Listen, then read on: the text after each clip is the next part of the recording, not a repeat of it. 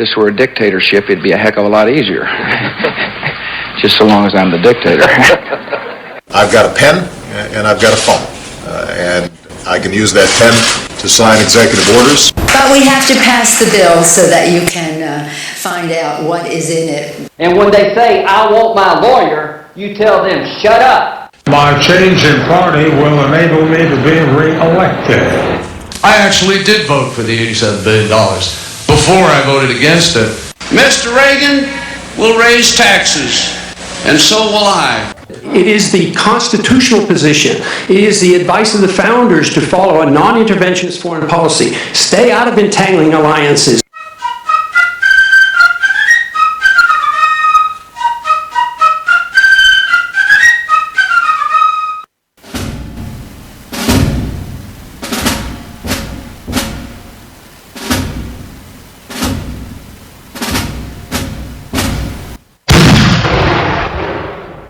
This is a dangerous man, citizen. Avert your eyes. Don't you dare listen to this man. Avert your eyes, citizen. He's extreme.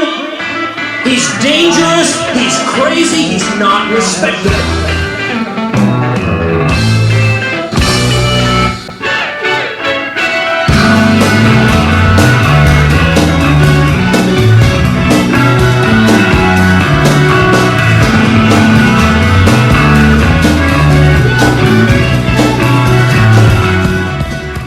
Welcome to Liberty or Death Radio, Episode 11. Check out the website at danielrayrichardson.com. On Facebook, find us at facebook.com/Liberty or Death Radio, twitter.com/Liberty or Death R, or at Liberty or Death R. On YouTube, Liberty or Death Vlog, VLOG, youtube.com/Liberty or Death Vlog. You can find this episode at danielrayrichardson.com/11. Contact the show through the website or at libertyorddeathradio@gmail.com. Again, that's libertyorddeathradio@gmail.com. We're excited to be able to offer interviews with libertarian candidates from around the country over the next several episodes. It is an opportunity for us to learn more about libertarian free market principles applied to real-life situations. Also, we hope to inform the public in these voting districts of the great candidates that they can vote for in November's general election. In Episode 11, we'll interview candidates from New Jersey and Virginia, both running for their state House of Representatives. Damien Caillault is a candidate for one of those New Jersey House District 27 seats up for election this year. You can find his website at damienforliberty.com. You can find his active Facebook page at facebook.com/damienforliberty. Andy Bakker is running for a seat in the Virginia House of Delegates, District 46. His website is andybakker.com. That's spelled Bakker. You can find him on Facebook at facebook.com/AndyBakkerVA, on Twitter at Andy Bakker, Instagram at Andy Bakker, and the campaign phone number is 703-596-3713. This will all be on the show notes page. Hope you enjoy the show. Damien, welcome to Liberty or Death Radio, representing, or you're hoping to represent, the New Jersey House District 27. Thanks for coming on the show. Thanks for having me. How long have you lived in the state of New Jersey? 8 years.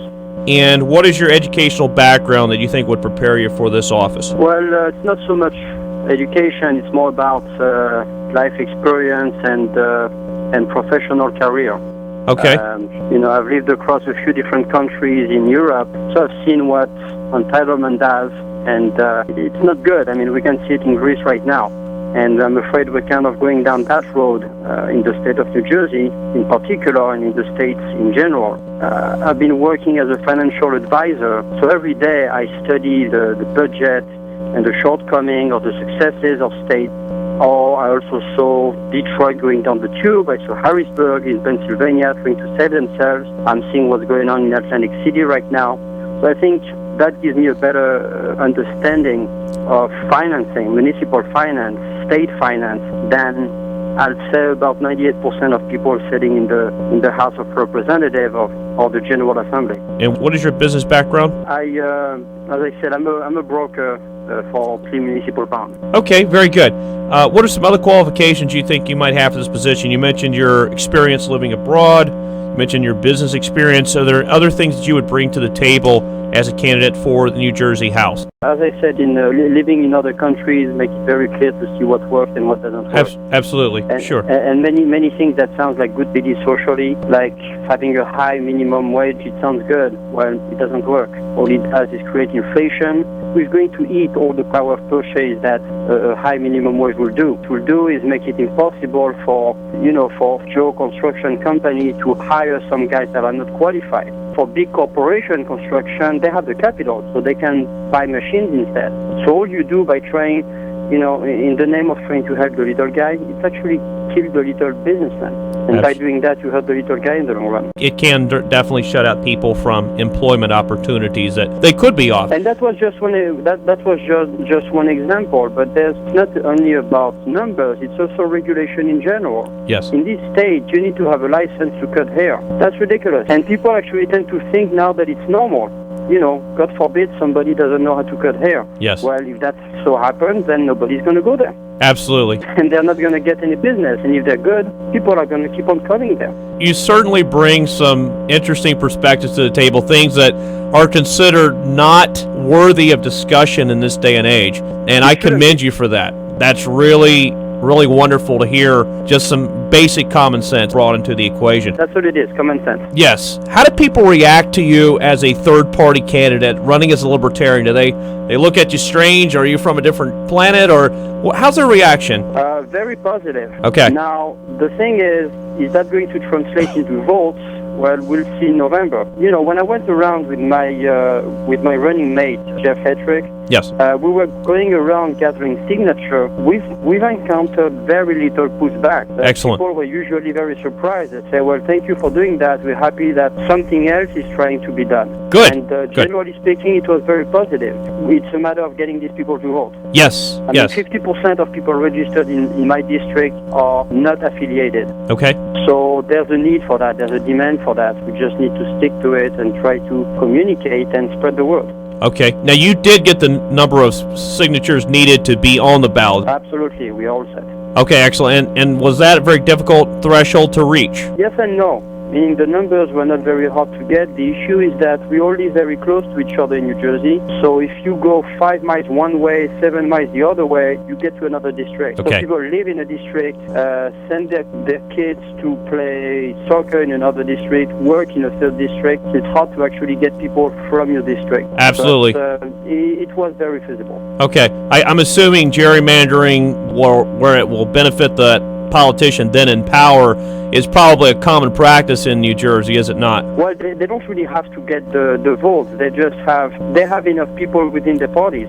Okay. It's that simple. In every district, they have enough people registered Democrats, Republicans. Okay. So they just have to, I don't know how they do it, blast an email or organize one meeting and boom, they have 200 signatures. How many people live in your district, Damien?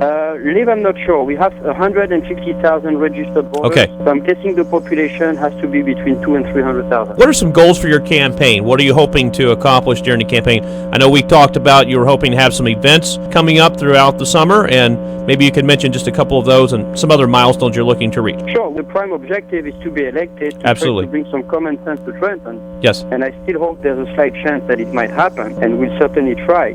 In the meantime, let's spread the word of common sense and decency, and basically let's count our pennies in New Jersey, try to stop wasting it in so many ways that I can't possibly spit it all out today, and have a little social tolerance that our governor is lacking, clearly. So in the meantime, I'm going to try to mix both fundraising and spreading the word. I'm going to try to organize something in Montclair and see if we can have maybe either a comedy club or band or both, have a small cover for people to come, make a few speeches, maybe myself, Sure. Jeff Hedrick, my running mate. Good. And Peter Roman, who's running for freeholder in Bergen County, up Yes. north, who's doing Yes. a tremendous job. And see if we can just spread the word. People want to hear what we have to say. Absolutely. And people can find out more at DamienForLiberty.com as well as on Facebook /Damien for Liberty. If I may say something, there was an article about state budget in the Wall Street Journal today, and the Democrats were pushing for nothing but raising taxes. Raise taxes on corporations, raise taxes on the wealthy, and then went back to discuss with the union as to what they should do.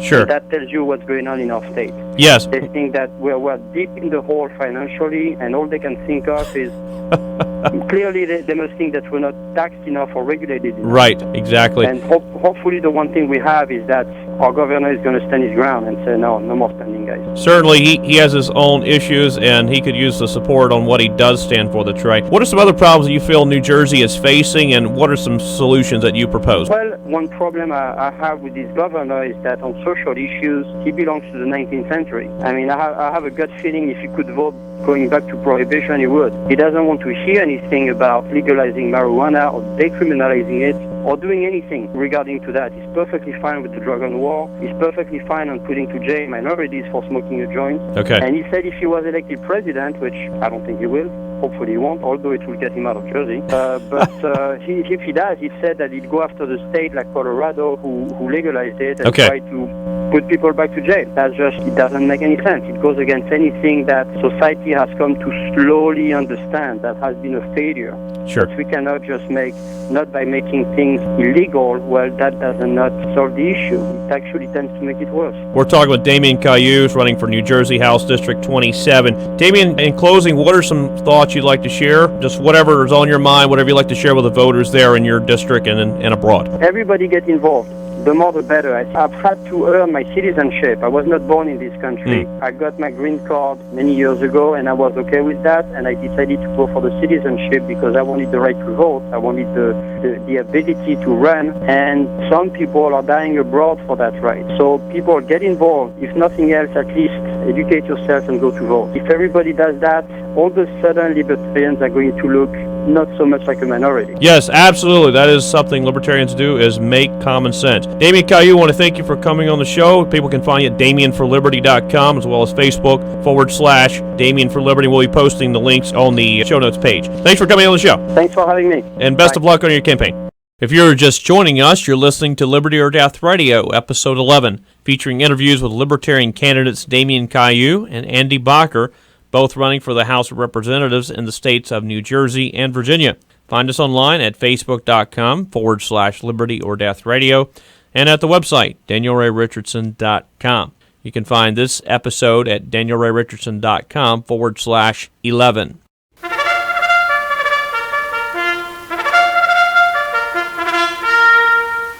This is a call to action from Liberty or Death Radio. Senate Bill 3 is an act providing for the medical use of cannabis or marijuana in the Commonwealth of Pennsylvania.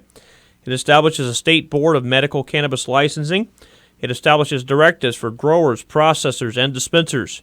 It also establishes a medical access card system and rules for healthcare practitioners in advising medical cannabis. Cannabis or marijuana, as it is commonly referred to, has been shown in numerous studies from around the world to be beneficial in treating and even curing many conditions, ranging from epileptic seizures to glaucoma, from PTSD to arthritis. However, in these United States, the FDA, without constitutional authority, has relegated cannabis as a Schedule I drug, meaning that it has currently no accepted medical treatment use. States, however, can nullify or declare null and void so-called federal laws that exceed the authority granted to the federal government. Passing SB 3 would nullify this federal overreach of legitimate authority and send a clear message to Washington, D.C. that Pennsylvania will not submit. Also, passing SB 3 will allow thousands of suffering children, veterans, and others across the Commonwealth access to safe and affordable medicine. SB 3 passed in the Pennsylvania Senate on May 12, 2015 by a vote of 40-7 and was referred to the House the same day. The bill was referred to the House Health Committee on May 14th. Matt Bakker, the Health Committee chairman, refused to allow a vote on SB 3 until June 26, one day after 4 activists went to his district to alert Representative Bakker's constituents about him sitting on the bill. A discharge resolution to remove the bill from the Health Committee was also pending. I believe the House leadership decided that the SB 3 hot potato was about to scorch them in the Health Committee, so they sent it over to the Rules Committee to let it die, hoping that everyone would get discouraged and give up the fight. Majority Leader Dave Reed is the chairman of the Rules Committee. He represents the 62nd Legislative District, which covers a portion of Indiana County, including Indiana Borough. The Speaker of the House is Mike Turzai from the 28th District, representing a portion of Allegheny County north of Pittsburgh. Mr. Turzai can assign the bill to the committee of his choice when it is voted upon, and he gives direction to the committee chairman. Mr. Turzai opposes this bill. Mr. Reed's position is unknown at this time. Both need to hear from you, the listening public, to demand a vote on SB 3 now. Contact Dave Reed's Harrisburg office now at 717-705-7173 and demand a vote on SB 3. Also comment on this Facebook page at facebook.com/Rep Reed. Contact Mike Turzai's Harrisburg office at 717-772-9943. Demand a vote on SB3 now. Comment on his Facebook page at facebook.com/Rep Turzai, spelled Turzai. This information will also be posted on the show notes page. Now back to the interviews with our aspiring Libertarian candidates. Andy Bakker, running for Virginia House of Delegates, District 46. Andy, welcome to Liberty or Death Radio. I appreciate it, Daniel. How you doing tonight? I'm doing well. Hey, I just want to thank you real quick off the bat for the work that you're doing advocating medical marijuana in Pennsylvania. Absolutely. I'm a patient myself. What you're doing is really improving people's lives. Thank you very much. You're too kind. Your campaign, how long have you lived in the state of Virginia, Commonwealth? So I've been in the Commonwealth of Virginia for about 3 years. Okay. My family's been here for 5. Okay. All right. Yeah, we come and visit them while I was in school for 2 years. Understand. Okay. And what is your educational background, Andy? I graduated University of South Carolina, go Gamecocks, with a BA in English. Okay. A few years ago. I'm actually about to start law school in the fall. Awesome. Okay. Great. Where are you headed for that? George Mason University. Okay, they'll love you for that. And what is your business background? You know, I'm a product of a couple of government-made recessions, Yes. so I have had to fight and skirmish a little bit. Most of the time I've spent in the professional world has been like a lot of my constituents here in Alexandria. It's been in the D.C. nonprofit sector. Okay. Spent a little bit of time free market at work. I have been line standing, doing deliveries at the House office buildings. Okay. Getting to rub elbows with some people. I got the cops called on me by Michelle Bachmann one time. Wow. Good little D.C. experience. Yeah, you got to love the den of vipers there. Okay, so you've been involved in some nonprofits. Are other things that might qualify you for this position? When I look at my campaign, I think right off the bat, what I bring to the table is that I'm young. Okay, that's good. Yeah. You know, look, the world has always been changing. It will continue to change, but right now, change is changing. The world's changing faster. We live in a digital world. Yes. Digital literacy is incredibly important, and I really think that for change to be made in this modern world, it's going to have to be led by digital natives. How are people reacting to you as a third-party candidate? I mean, it's obviously in America, you're not allowed to run as a libertarian. You're not allowed to run as anything other than a Democrat or Republican. So how are people responding to that? Well, people are responding positively, and so here in Virginia, we are listed as a libertarian, and I'm very proud to have achieved that and to have gotten the nomination. Good.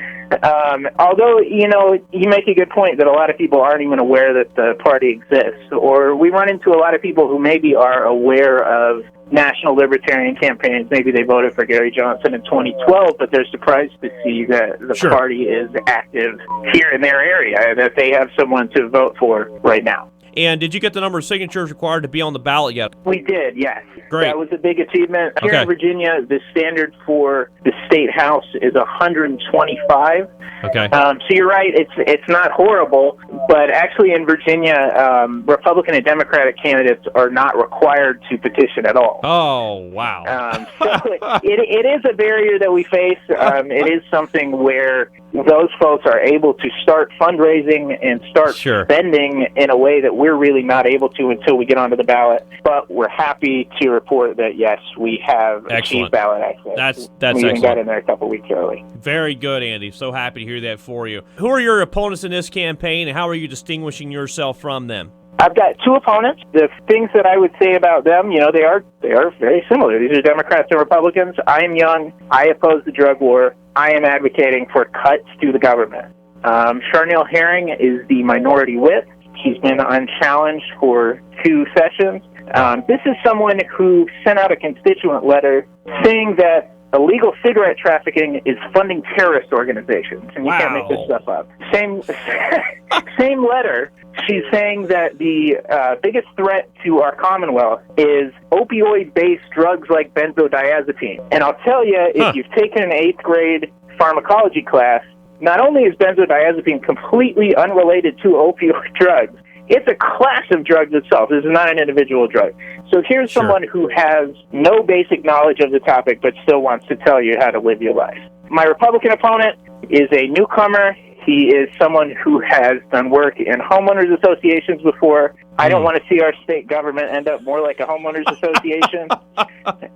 It's also my feeling, one of his main campaign planks is the state government intervening in a private mall in our area. And I'll tell you, the Landmark Mall is a disaster. But come on, you're trying to be the free market Republican. Oh, yeah, not going to work. Not going to work. Government into this private business. I'm the one bringing the free market message, and I believe that's what 46 district voters want to hear. Absolutely, that sounds much better. We don't need government bailing out. It's terrible when Obama does it with the auto industry, but it's okay to do it with the state government on a strip mall. Come on, how ridiculous is that? It's madness. So, obviously, we see some issues like that you're facing there in the state of Virginia. What are some other problems that you see, and what would be some of your solutions to those? Well, right off the bat, and one of the leading issues on our campaign is the drug war and the prohibition state that we face here in Virginia. Sure. Right now, Alexandria is a D.C. suburb, as you might have guessed. D.C. has legalized. Maryland has decriminalized cannabis possession. Virginia's still throwing people in jail, and I think that's absurd. I think that's a complete waste of our tax dollars. I advocate legalization immediately. Sure. We also face a lot of issues with broader police overreach. Most recent example, or most recent and most newsworthy example, was the case of Martise Johnson. This was, and Daniel, you're familiar with this case. This was the young man at UVA who had his face slammed into the ground, blood streaming down this young man's face. He was assaulted by the alcohol and beverage control police. And then there was a similar incident where they were chasing somebody who had water, I think, too, right? Yes, this was like 2 years before that. Oh, wow. It's ridiculous. It's, first of all, that we even have an alcohol and beverage control. And so that's another place that I set myself apart. There is some movement to remove the enforcement arm of the Alcohol and Beverage Control Agency. Okay. I advocate the abolishment of the agency itself. Yes, I did see that on your website. That was one of the issues I was hoping to discuss with you, so I appreciate you bringing that up. With abolishing that agency, what would be the control then for alcohol in the Commonwealth? Do you have, like, actually ABC stores? Yes. So spirits have to be sold at ABC stores, is that correct? That is correct. Okay. All right. So then what would you propose? Just let the state government license others to sell them just like they do beer? And my proposition is private sales of spirits, absolutely. Okay. Enforcement of underage drinking laws can just as well be handled by the state police that we have now. Sure. They actually do a better job than the ABC police. I would hope so. If anybody's chasing somebody with a bottle, whatever that was, I think it was bottles of water, wasn't it? That's just incredible. I mean, but then, you got to keep your job, so making a bust is what it's all about. Another issue you had was ending the Virginia income tax. I was wondering to see, what would you replace that with, or would you just try to cut government spending? And how would you fund those necessary services of government? Well, we could go on a whole nother tangent about necessary services of government. Absolutely, yes. But I do plan to offset the decrease in revenue with spending cuts. That's going to come, first of all, from prisons and public safety. When we end the drug war, that will cut a significant amount of spending. Okay. Also, ending the ABC will cut a significant amount of spending. But beyond that, we do have a bloated Department of Education. We spend way too much money on transportation, and there are cuts to be made in our health and human resources spending. Very good. And of course, as you say, necessary services is a big debate, obviously, with libertarians. We see a lot of things that are considered necessary, but we know that the market can take care of those kind of things. Getting on to the legalization of cannabis, are you talking medical and recreational, or only medical? My proposition is to follow the model that we've seen in the District of Columbia. Okay. It is right here. It's right across the river. Sure. That model is one of no government regulation. We've run into a stumbling point in D.C. where they put a temporary block on sales that will eventually, once it gets through Congress, end up in the licensing of sellers like Colorado or Washington State. Sure. I will, however, and I do point this out, if there are steps to be made towards ending prohibition, whether that means decriminalization or medical marijuana, I will absolutely support those bills. Very good. So you're saying no control, so you're not saying we should tax this and get some government revenue from it? No. Okay. That is not the reason to legalize it. All right. That's used, well, we can profit off this, so let's do so. Okay, well, we got you at andybakker.com. That's Andy, BAKKER.com. And we'll be sharing your website as well as your Facebook, Twitter, and so forth on the show notes page. Any closing thoughts tonight, Andy? You know, I would just close by saying thank you, by saying that we are very excited with our entire slate of candidates in Virginia. It's going to be a big year for liberty in the Commonwealth of Virginia, and we're ready to go. Absolutely. That sounds great, Andy. We're looking forward to seeing you guys win those elections and in victory party. So even if I can't come down, I can celebrate in spirit. So all the best to you, Andy. Hope you win this election. All right. Thank you. Take care. You've been listening to Liberty or Death Radio Episode 11. I trust you found the show enlightening and beneficial. If you're new to libertarianism, perhaps the candidates' presentations gave you new insights into what we believe. If you live in the districts that these candidates are hoping to represent, I encourage you to contact them and express your interest in knowing more about their stands on the issues. If you're committed to libertarian principles but don't live in the voting districts that these candidates are running in, support them by contributing to their campaign with your time and or finances. I encourage you to check out the candidates' websites and social media pages. The links will be available on the show notes page for this episode, danielrayrichardson.com/11. Contact the show through the website or on libertyorddeathradio@gmail.com. The website, danielrayrichardson.com, facebook.com/libertyorddeathradio, twitter.com/libertyorddeathr, youtube.com/libertyorddeathvlog. Thanks for listening. Let's do our best to elect Damien and Andy to represent the great states of New Jersey and Virginia.